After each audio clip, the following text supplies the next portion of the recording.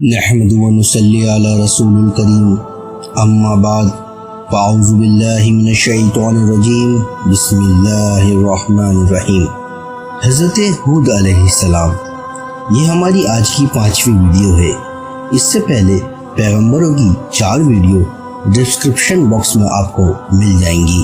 اگر آپ میرے چینل پہ نئے ہیں تو پلیز چینل کو سبسکرائب ضرور کریں۔ اللہ تعالیٰ نے حضرت ہود علیہ السلام کو قوم عاد کی طرف بھیجا۔ اس قوم کے لوگ لمبے قد والے، چوڑے جسم والے تھے۔ ان کا سب سے لمبا آدمی 100 گز کا اور ٹھگنا 30 گز کا آدمی ہوتا تھا۔ جمعرات کا چلن بہت زوروں پر تھا۔ خدا کو بھول بیٹھے تھے۔ پتھروں کو کاٹ کاٹ کر پہاڑوں میں خوبصورت سے خوبصورت مکان بناتے تھے، لیکن پتھر کے کام میں جتنے ماہر تھے اتنے ہی پتھر دل تھے۔ پھر بھی ان کا ایک گروہ بھلے لوگوں کا بھی تھا جو اللہ پر ایمان لایا تھا، لیکن ظالموں کے ڈر سے اپنا ایمان چھپائے ہوئے تھے۔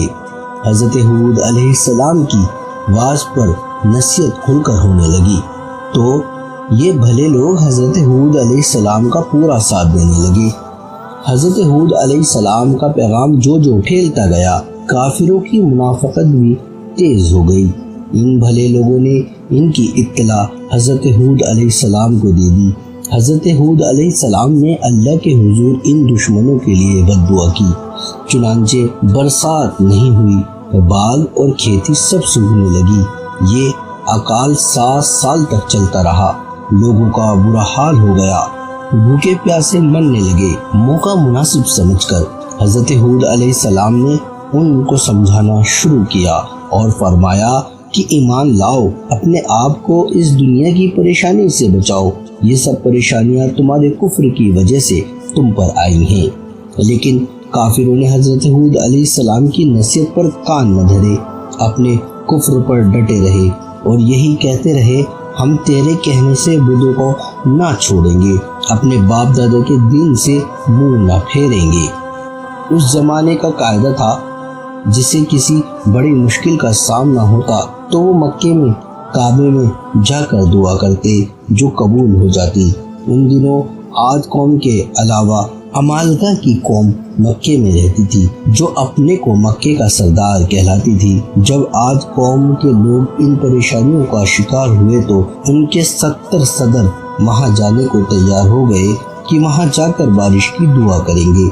یہ لوگ جب لمبا سفر طے کر کر مکہ پہنچے تو وہاں معاویہ بن بطر کے گھر میں اترے۔ اس نے ان سب کے کھانے اور شراب کی ایسی زوردار دعوت کی اور ناچنے گانے کا ایسی محفل جمائی کہ یہ اپنے آنے کا مقصد ہی بھول گئے۔ بہت دنوں کے بعد انہیں اپنی قوم کی یاد آئی اور اپنے آپ پر رات دن لعنت ملامت کرتے ہوئے یہ سب دعا میں لگ گئے اور قربانی چڑھانی شروع کی، لیکن پھر بھی کوئی نتیجہ نہ نکلا۔ ان سرداروں میں مرصد بن مدان چھپا ہوا مسلمان تھا۔ حضرت ہود علیہ السلام پر اس کا ایمان تھا۔ اس نے کھل کر کہہ دیا، جب تک تم حضرت کی باتوں کو نہیں مانو گے اپنے مقصد کو نہیں حاصل کر سکتے۔ ان لوگوں نے اس کا بھی بائیکاٹ کر دیا اور اپنے طور پر دعا کرتے رہے۔ اتنے میں 3 ٹکڑے بادل کے دکھائی دیے، سفید، کالا، لال، اور ان بادلوں میں سے آواز آئی کہ ان میں سے کوئی ایک ٹکڑا اختیار کر لو، اس کے بعد خدا کے حکم کا انتظار کرو۔ ان لوگوں نے کالا بادل پانی کا بادل کا روپ سمجھ کر اپنا بنا لیا۔ پھر آواز آئی کہ تمہیں اب کالی راکھ باقی نہ چھوڑے گی، بلکہ عاد قوم دھول دھول اڑ جائے گی۔ اللہ کے حکم سے وہ کالا بادل عاد کی قوم کی طرف بڑھا۔ لوگ کالا بادل دیکھ کر بہت خوش ہوئے، لیکن ان کے دلوں میں یہ خیال آ ہی نہ سکا کہ یہ عذاب کا بادل ہے۔ حضرت ہود علیہ السلام پر ایمان نہ لانے والے حضرت ہود علیہ السلام کا مذاق اڑانے کے لیے کہا کرتے، بڑا سچا بنتا تھا تو یہ تو لے آنا اللہ کا عذاب، ہم تیری بات کہاں مان رہے ہیں۔ لیکن انہیں کیا خبر تھی، جس حقیقت کو وہ مذاق سمجھ رہے ہیں وہ حقیقت بن کر سامنے آ گئی۔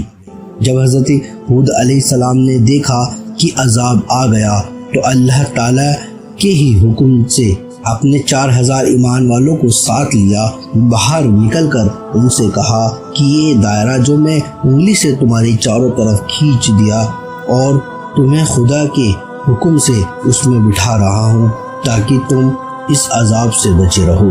دیکھتے دیکھتے کالا بادل آندھی طوفان میں بدل گیا، قوم کے لوگ گھبرا گئے۔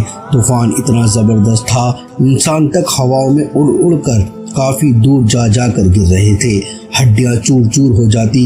لوگ گھبرا کر گھروں کی طرف بھاگے تاکہ سر چھپا سکے، طوفان کی اس تیزی سے اپنے کو بچا سکے۔ جب مکان گرنے اور ڈھہنے لگے تو لوگ اس کے نیچے دب دب کر مرنے لگے۔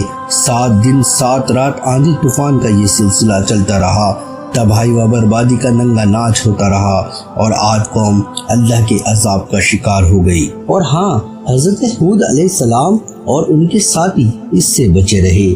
جب عذاب کا سلسلہ ختم ہوا تو ہود اور ان کے ساتھیوں نے ایک طرف کو اپنے رہنے کو مکان تیار کیے اور پھر رہنے سہنے لگے۔ حضرت ہود علیہ السلام 464 سال کے ہوئے تو ان کا انتقال ہو گیا۔ ان اللہ و انا الیہ راجعون۔ انشاءاللہ اگلی ویڈیو ہماری شداد کا حال ہوگی۔ اگر آپ میری چینل پہ نئے ہیں تو پلیز چینل کو سبسکرائب، ویڈیو کو لائک اور شیئر ضرور کریں تاکہ انشاءاللہ ہم آپ کے لیے ایسی ہی ویڈیو لے کر آتے رہے۔ تب تک کے لیے اللہ حافظ۔